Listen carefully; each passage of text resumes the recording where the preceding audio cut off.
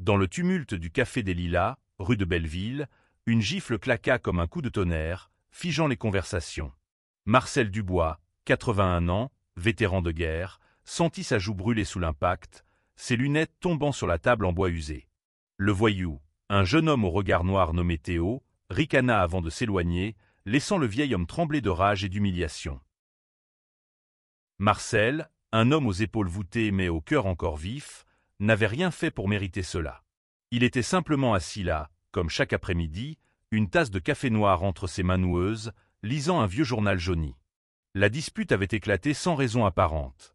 Théo, un habitué turbulent du quartier, avait renversé son café sur la table de Marcel et face à une remarque calme du vieil homme, avait répondu par la violence. Les autres clients, choqués mais paralysés, murmurèrent sans intervenir. Marcel, lui, ramassa ses lunettes, le menton tremblant, et tenta de retrouver sa dignité. Mais dans son esprit, une tempête se préparait. Il n'était pas seul. Son fils, Adrien, n'allait pas laisser cet affront impuni. 1 heure plus tard, la porte du café s'ouvrit avec une force qui fit tinter la clochette au-dessus. Adrien Dubois, 28 ans, entra, ses yeux bleus flamboyants d'une colère contenue. À ses côtés, son compagnon, Samy, 30 ans, d'origine marocaine, posait sur la scène un regard acéré, prêt à soutenir Adrien coûte que coûte. Le couple, main dans la main, dégageait une énergie électrique, comme si l'enfer lui-même les suivait. Les murmures s'intensifièrent. Adrien, avec ses cheveux châtains en bataille et son manteau élimé, n'était pas seulement le fils d'un vétéran. Il était un homme qui avait appris à se battre pour ce qu'il aimait, pour qui il aimait, dans un monde qui ne lui avait pas toujours rendu la tâche facile. « Où est-il » gronda Adrien, sa voix tranchante comme une lame. Les clients baissèrent les yeux, mal à l'aise. Marcel, toujours assis, leva une main tremblante pour calmer son fils, mais ses mots restèrent coincés dans sa gorge. Il n'avait jamais vu Adrien ainsi, si féroce, si prêt à tout renverser pour lui. Samy, plus posé mais tout aussi déterminé, posa une main sur l'épaule d'Adrien. « On va le trouver, » murmura-t-il. « Mais d'abord, ton père. » Adrien s'agenouilla près de Marcel, son regard s'adoucissant un instant. Il toucha la joue rougie de son père, et ses doigts frémirent de rage. « Pourquoi, papa? Pourquoi ce type t'a fait ça ?» Marcel soupira, ses yeux humides. Il était en colère, Adrien. Une colère qui n'avait rien à voir avec moi. « Mais je vais bien, fiston. Ce n'est qu'une gifle. » « Ce n'est pas qu'une gifle, » rétorqua Adrien, la voix brisée. « Personne ne touche à mon père. » Samy, observant la scène, sentit son cœur se serrer. Il connaissait cette douleur, celle d'un monde qui juge, qui frappe, qui humilie. Lui-même avait grandi dans une banlieue où être différent était une bataille quotidienne. Mais il savait aussi qu'Adrien ne s'arrêterait pas là. Pas aujourd'hui. Le Café des Lilas, avec ses murs ornés de vieilles affiches et son odeur de pain frais, devint le théâtre d'une quête de justice. Théo, le voyou, n'était pas loin. Il traînait souvent dans une ruelle derrière le café, avec ses amis, fumant et riant comme si le monde leur appartenait. Adrien le savait. Il connaissait ce genre de type, ceux qui se croient intouchables, qui se moquent des règles et des autres. Mais aujourd'hui, Théo allait apprendre qu'on ne touche pas à Marcel Dubois sans en payer le prix. Adrien et Samy sortirent du café, leurs pas résonnant sur le pavé humide de Belleville. La lumière du soleil déclinait, projetant des ombres longues sur les immeubles haussmanniens. Dans la ruelle, ils trouvèrent Théo, adossé à un mur, une cigarette au bec, entouré de 3 autres jeunes. L'un d'eux, un grand costaud nommé Léo, ricana en voyant Adrien approcher. « T'es qui, toi » lança Léo, un sourire narquois aux lèvres. Adrien ne répondit pas. Il avança, ses poings serrés, son regard fixé sur Théo. Ce dernier, sentant la tension, écrasa sa cigarette et se redressa. « Quoi, t'es venu venger le vieux » dit-il avec un rictus. Il l'a cherché. Ce fut la goutte d'eau. Adrien bondit, mais Samy le retint juste à temps, murmurant à son oreille. « Pas comme ça. On est plus malin que ça. » Samy avait raison. La violence brute ne résoudrait rien. Adrien respira profondément, ses yeux toujours rivés sur Théo. Il savait que cet affrontement n'était que le début. Ce n'était pas seulement une question de gifle. C'était une question de respect, de famille, d'amour. Et Adrien était prêt à tout pour défendre ceux qu'il aimait. La nuit tombait sur Paris, et la ruelle devint un échiquier où chaque mouvement comptait. Théo et ses amis, confiants dans leur nombre, ne se doutaient pas qu'ils venaient de réveiller une tempête. Adrien et Samy, unis par un lien plus fort que tout, étaient prêts à renverser les règles du jeu. Dans la ruelle sombre, l'air était lourd, saturé d'une tension presque palpable. Adrien, les poings toujours serrés, fixait Théo avec une intensité qui semblait consumer l'espace entre eux. Samy, à ses côtés, observait chaque mouvement, prêt à intervenir si les choses dégénéraient. Les trois amis de Théo, Léo, Max et un autre garçon efflanqué nommé Julien, formaient un demi-cercle, leur rire moqueur s'évanouissant peu à peu face à la détermination d'Adrien. « Tu crois que t'es qui, hein » lança Théo, un sourire provocateur aux lèvres. « Tu vas faire quoi? Pleurer pour ton vieux ?» Adrien sentit une vague de chaleur monter en lui, mais il se força à rester calme. Samy avait raison, répondre par la violence serait tomber dans le piège de Théo. Il prit une profonde inspiration, ses yeux bleus perçant l'obscurité. « Tu ne le connais pas, dit-il d'une voix basse mais ferme. Tu ne sais rien de lui, de ce qu'il a traversé. Et tu penses que tu peux le frapper comme ça, sans conséquence ?» Théo éclata de rire, mais son rire sonnait faux, comme s'il sentait que quelque chose lui échappait. Léo, le plus grand du groupe, fit un pas en avant, bombant le torse. « Écoute, mec, on s'en fout de ton vieux. T'es qui pour venir nous faire la morale? Et c'est quoi, ce cirque avec ton pote ?» ajouta-t-il en jetant un regard méprisant à Samy. Samy ne broncha pas, mais ses yeux sombres s'étrécirent. Il connaissait ce genre de remarques, ces piques qui visaient à blesser, à diminuer. Il avait grandi avec elle, dans une banlieue où être gay, être d'origine marocaine, était une double cible. Mais il avait appris à ne pas plier. Pas ici, pas maintenant. « Tu parles trop, » dit Samy calmement, sa voix grave coupant l'air comme une lame. « Si t'as un problème, viens me le dire en face. » Léo hésita, déstabilisé par l'assurance de Samy. Pendant un instant, le silence s'installa, seulement brisé par le bruit lointain d'une sirène dans les rues de Belleville. Adrien profita de ce moment pour reprendre la parole. « Tu vas t'excuser, Théo. Pas à moi. À mon père. » Théo ricana, mais ses amis semblaient moins confiants. Julien, le plus jeune du groupe, murmura quelque chose à Max, qui haussa les épaules. Il n'était pas prêt pour ce qui allait suivre. Adrien n'avait pas prévu de confrontation physique, mais il savait qu'il devait frapper fort, d'une autre manière. Il connaissait le passé de Théo, ou du moins, il en avait entendu parler. Théo était un gamin du quartier, un orphelin qui avait grandi dans les foyers, un jeune homme perdu qui cachait sa douleur sous une façade d'arrogance. Adrien, lui, avait appris à lire les gens, à voir au-delà des masques. Et il savait que la véritable bataille ne se gagnerait pas avec les poings, mais avec la vérité. « Tu veux savoir pourquoi mon père était au café aujourd'hui » demanda Adrien, sa voix montant d'un ton. « Parce qu'il va là-bas tous les jours. Parce que c'est là qu'il a rencontré ma mère, il y a 50 ans. Parce que c'est tout ce qui lui reste d'elle. » Théo cligna des yeux, pris au dépourvu. Les mots d'Adrien portaient une émotion brute, une douleur qui touchait quelque chose en lui, même s'il refusait de l'admettre. Marcel, le vieil homme, n'était pas juste un inconnu. Il était un père, un mari, un homme qui avait survécu à la guerre, à la perte, à la solitude. Et Théo, dans un moment de colère aveugle, l'avait humilié. Samy, sentant que la dynamique changeait, s'avança légèrement. « Tu as une chance de réparer ça, » dit-il à Théo. « Mais si tu refuses, on ne s'arrêtera pas là. » Le ton de Samy n'était pas menaçant, mais il y avait une promesse dans ses mots, une assurance qui fit reculer Max d'un pas Théo. Cependant, resté immobile, son regard oscillant entre défi et doute. Il n'était pas prêt à s'excuser, pas encore. Mais il savait, au fond de lui, que quelque chose venait de changer. Adrien et Samy échangèrent un regard. Ils savaient que cette confrontation n'était que le début. Théo ne céderait pas si facilement, et ses amis étaient toujours là, prêts à défendre leur territoire.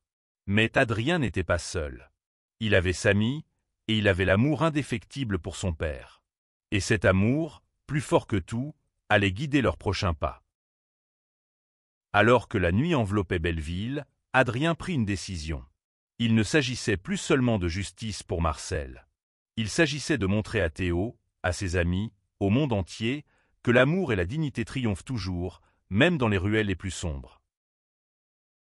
La ruelle semblait rétrécir sous le poids de la tension. Théo, toujours adossé au mur, alluma une nouvelle cigarette, comme pour se donner une contenance.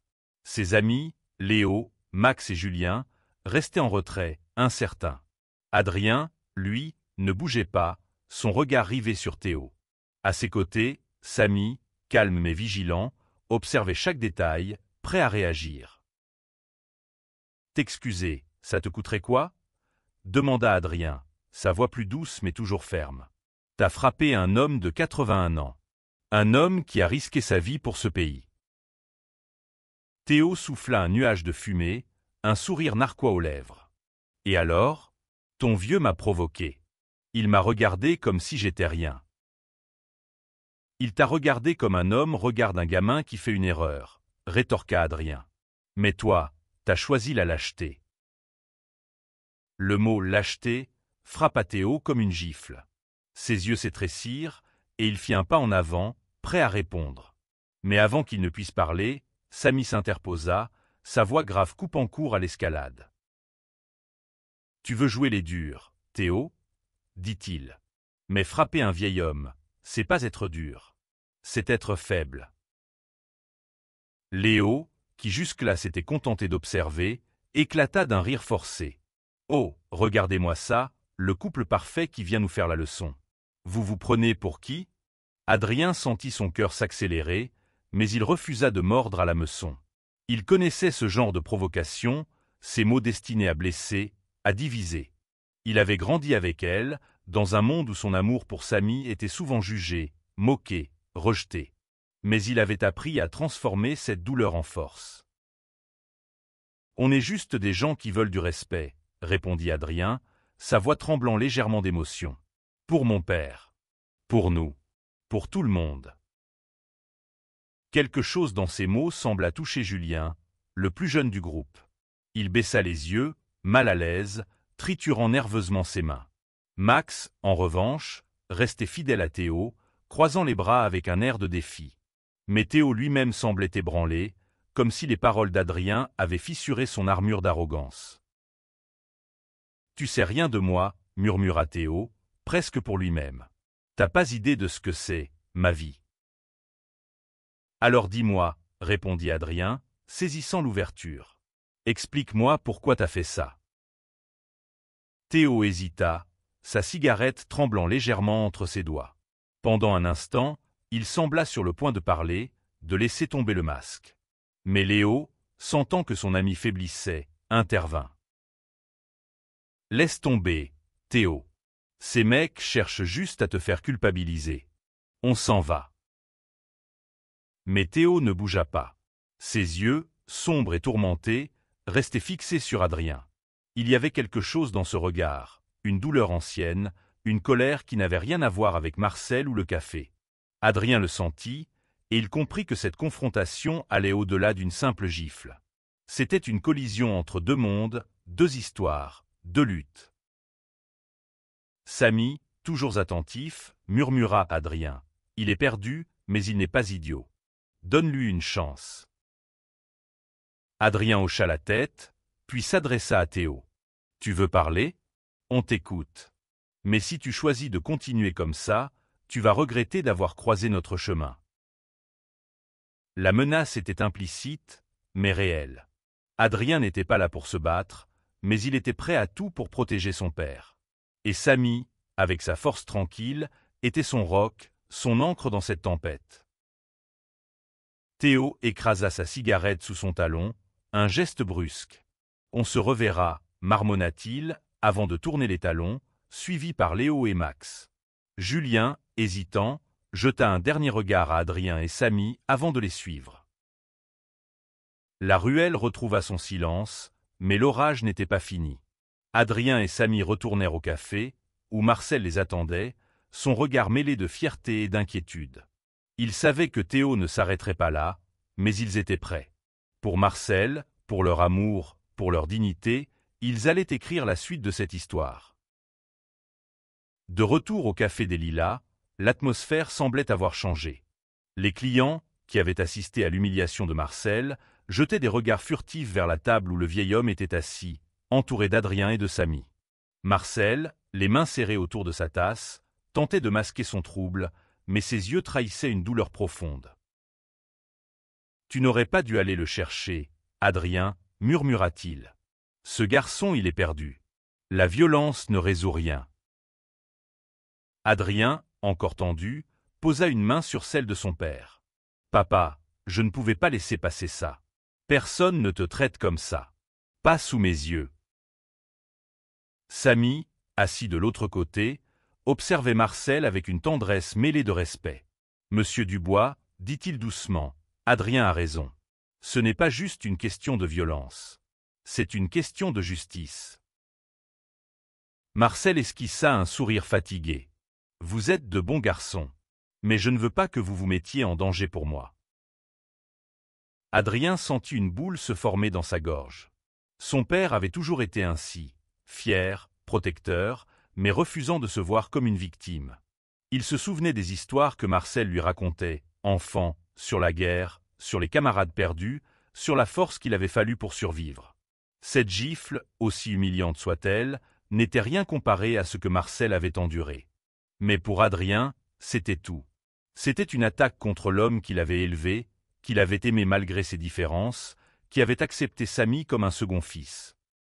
« On ne te laissera pas tomber, papa, » dit Adrien, sa voix tremblante. « Et on ne laissera pas ce type s'en tirer comme ça. » Samy hocha la tête, ses yeux sombres pleins de détermination. « On va trouver une autre façon.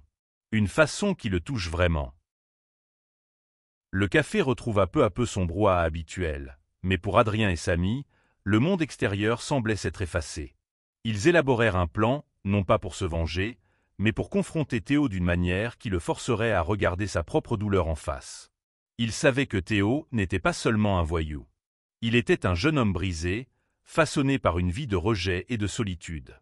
Et peut-être, juste peut-être, pouvait-il lui montrer qu'il y avait une autre voie. Le lendemain matin, Adrien et Samy se rendirent à la bibliothèque municipale de Belleville. Ils avaient entendu dire que Théo passait parfois par là, non pas pour lire, mais pour traîner avec ses amis dans le parc adjacent.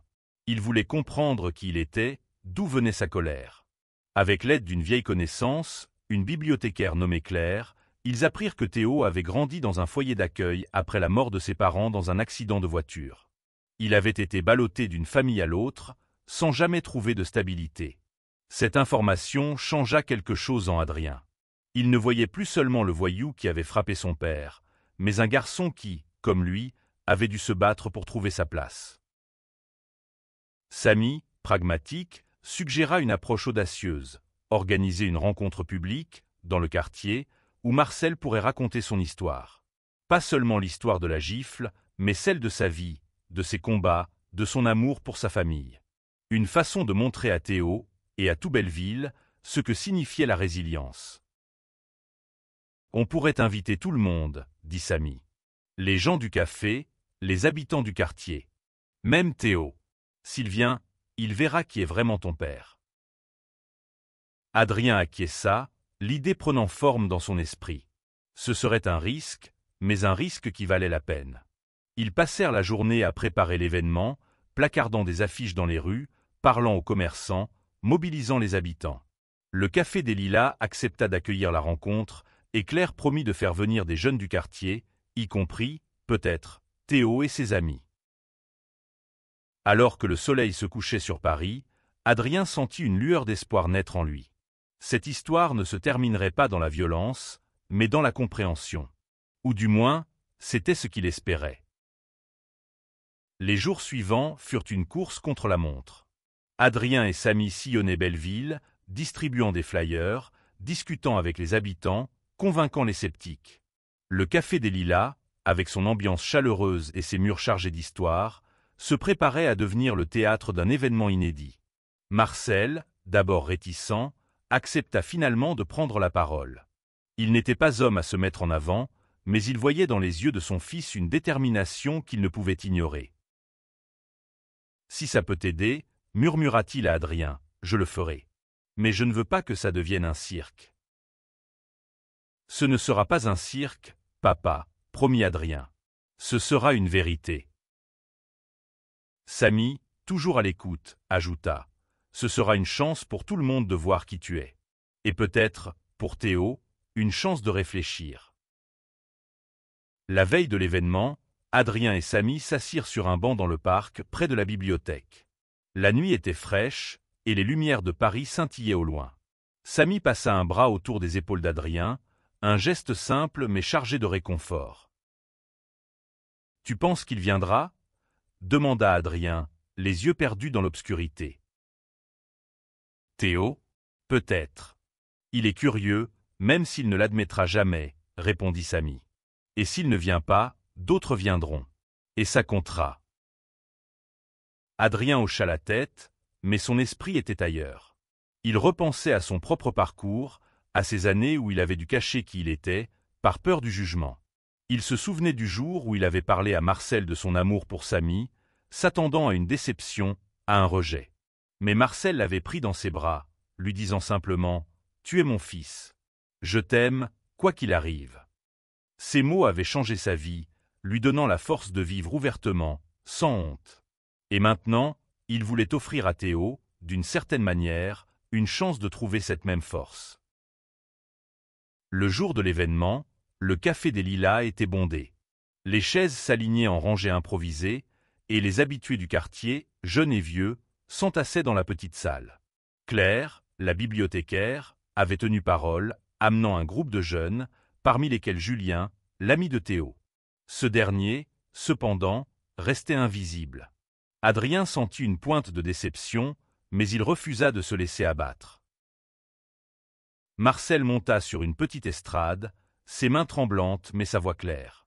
Il parla de sa vie, de la guerre, de l'amour qu'il avait porté à sa femme, de la douleur de la perdre et de la fierté qu'il ressentait pour Adrien. Il parla de la gifle, non pas avec colère, mais avec une compassion surprenante. « Ce garçon, Théo, il a sa propre histoire, » dit Marcel, ses yeux parcourant la foule. « Je ne le connais pas, mais je sais qu'il souffre. Et parfois, la souffrance nous pousse à faire des choses qu'on regrette. » Les mots de Marcel touchèrent l'audience. Certains hochèrent la tête, d'autres essuyèrent une larme. Adrien, debout à l'arrière, sentit son cœur se serrer. Samy lui prit la main, et ils échangèrent un regard qui disait tout, ils avaient fait ce qu'il fallait. Mais alors que Marcel terminait son discours, la porte du café s'ouvrit. Théo entra, seul, ses mains enfoncées dans les poches de son blouson. Son visage était fermé, mais ses yeux trahissaient une curiosité, une hésitation. Adrien et Samy se figèrent, échangeant un regard. La partie la plus difficile commençait maintenant. Le silence s'abattit sur le Café des Lilas lorsque Théo franchit le seuil. Les regards se tournèrent vers lui, certains curieux, d'autres méfiants. Marcel, toujours sur l'estrade, s'interrompit, ses yeux rencontrant ceux du jeune homme. Théo, mal à l'aise, resta près de la porte, comme s'il hésitait à fuir. Mais quelque chose le retint. Adrien sentit son pouce accélérer. Il fit un pas vers Théo, mais Samy le retint doucement par le bras. « Laisse-lui du temps, » murmura-t-il.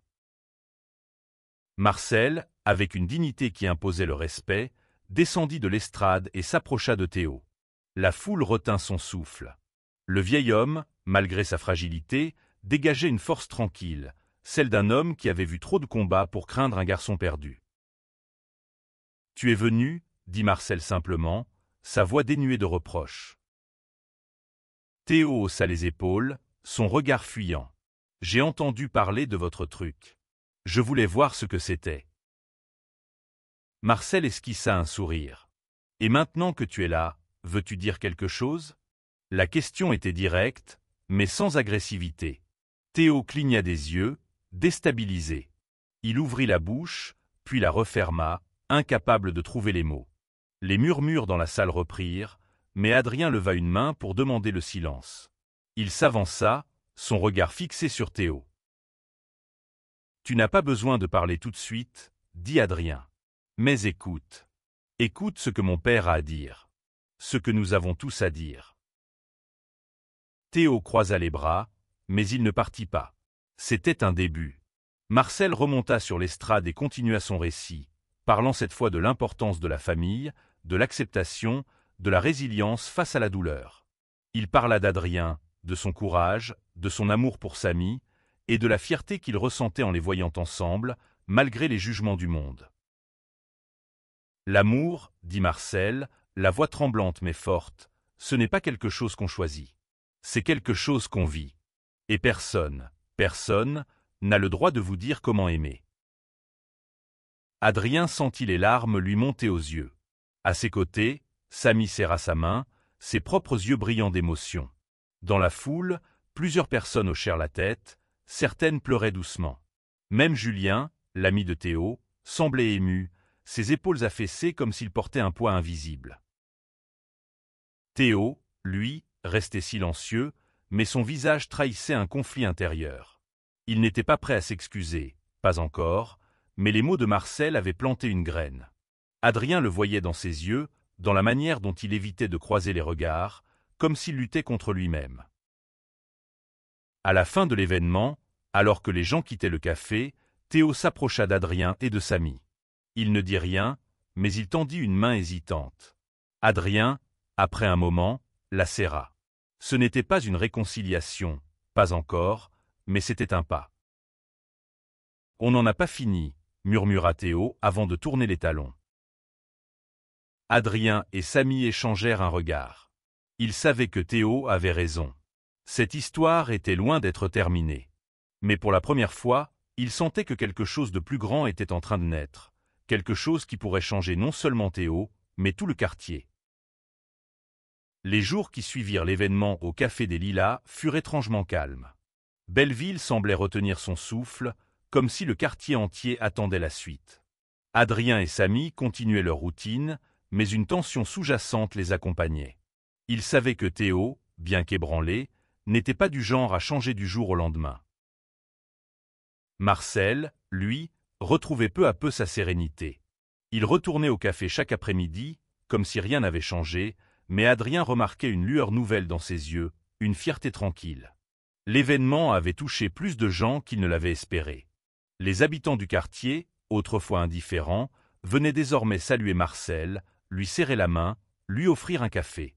Certains, plus jeunes, s'arrêtaient même pour discuter avec Adrien et Samy, curieux de leur histoire, de leur amour. Mais Théo restait une énigme. Julien, son ami, avait commencé à traîner moins souvent avec lui, passant plus de temps à la bibliothèque avec Claire.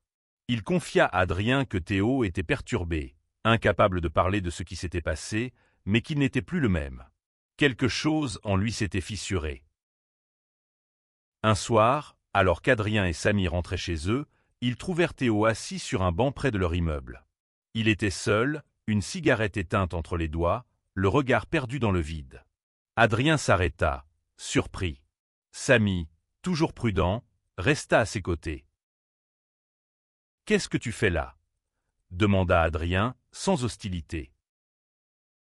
Théo leva les yeux, son visage marqué par la fatigue. « Je sais pas, » marmonna-t-il. « Je pouvais pas dormir. » Il y eut un long silence. Adrien s'assit sur le banc, à bonne distance, et Samy resta debout, observant. Théo triturait sa cigarette, comme s'il cherchait ses mots. « Ton père, il a dit des trucs qui m'ont fait réfléchir, » finit-il par dire. « Je sais pas pourquoi j'ai fait ça. J'étais juste en colère. » Adrien hocha la tête, laissant Théo continuer. « J'ai grandi sans personne, » poursuivit Théo, sa voix basse. « Mes parents sont morts quand j'avais 8 ans. Après ça, c'était les foyers, les familles d'accueil, les emmerdes. J'ai appris à me débrouiller, à frapper avant qu'on me frappe. » Samy s'assit à son tour, ses yeux pleins de compassion. On a tous nos batailles, Théo. Mais frapper un vieux monsieur, c'est pas une solution. Théo baissa la tête, honteux. Je sais. Je voulais pas enfin. Je sais pas ce que je voulais. Adrien sentit une étrange chaleur dans sa poitrine. Ce n'était pas de la pitié, mais une forme de compréhension.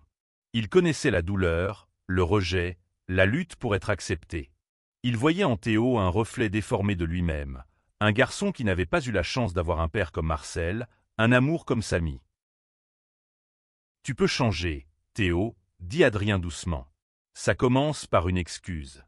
Pas seulement à mon père, mais à toi-même. » Théo ne répondit pas, mais ses yeux brillaient dans la pénombre.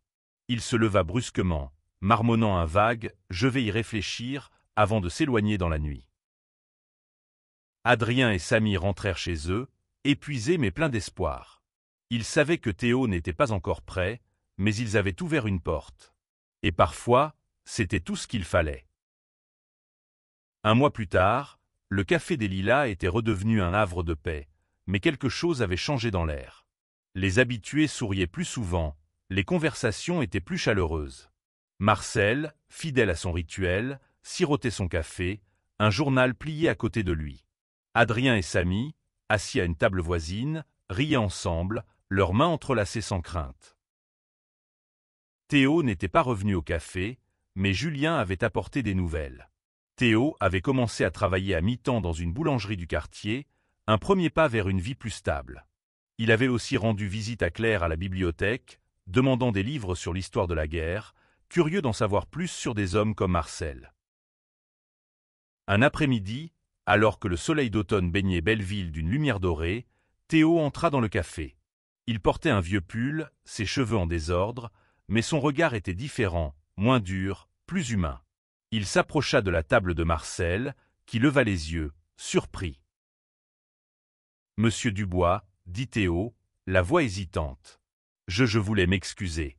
Pour ce que j'ai fait. » Marcel posa son journal, un sourire doux sur les lèvres. « Ça prend du courage de dire ça, jeune homme.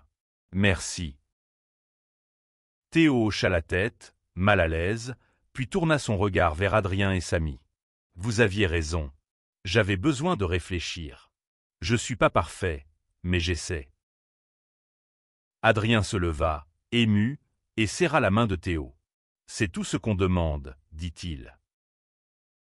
Samy, avec son calme habituel, ajouta « T'as une chance de recommencer, Théo. Profitant. » Le café, témoin de tant de drames, devint à cet instant un lieu de rédemption. Théo ne devint pas un héros du jour au lendemain, mais il trouva, dans les mots de Marcel, dans la force d'Adrien et Samy, une lueur d'espoir. Belleville, avec ses ruelles sombres et ses cafés chaleureux, devint le décor d'une histoire d'amour, de pardon et de résilience. Et tandis que le soleil se couchait sur Paris, Adrien, Samy et Marcel partagèrent un moment de silence, leur cœur plein d'une vérité simple.